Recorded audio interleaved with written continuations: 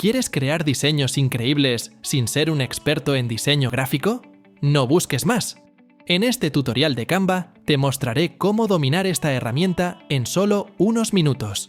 Sigue viendo y conviértete en un diseñador profesional en un abrir y cerrar de ojos. En primer lugar, accede a Canva y elige las imágenes de tu artista, futbolista o ídolo favorito que más te gusten.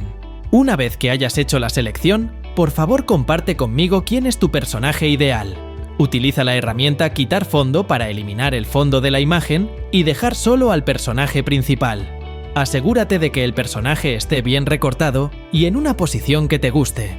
Emplea la herramienta Borrador mágico para eliminar cualquier detalle no deseado en la imagen, asegurándote de que se vea lo más limpio y profesional posible. Explora la sección de elementos en Canva y busca efectos de fondo que realcen la imagen. También puedes buscar fondos que se adapten mejor a tu proyecto. Aplica filtros al rostro del personaje para darle una perspectiva más profesional y mejorar la calidad visual. Ahora es el momento de decorar la imagen a tu gusto. Puedes agregar la firma del jugador y el nombre del equipo en el que juega. Elige la mejor fuente y agrega un contorno para que se destaquen. Busca un efecto de piso que haga que el jugador parezca estar sobre una superficie adecuada. Finalmente, utiliza tu creatividad para perfeccionar la imagen y hacer que luzca hermosa y profesional. Recuerda que Canva ofrece una variedad de herramientas y elementos para personalizar tus diseños, así que siéntete libre de experimentar y hacer ajustes según tu visión. Espero que disfrutes creando tu proyecto. Y ahí lo tienen.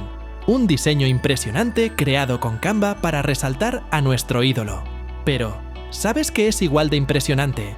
Editar vídeos como un profesional. Si quieres llevar tus proyectos audiovisuales al siguiente nivel, te invitamos a descubrir este vídeo, el mejor editor de vídeo. Descúbrelo ahora y desata tu creatividad. Sin nada más que agregar, muchas gracias por ver el vídeo completo, se aprecia de verdad. Mi nombre es Jorgs y nos vemos en el próximo viaje. Chao.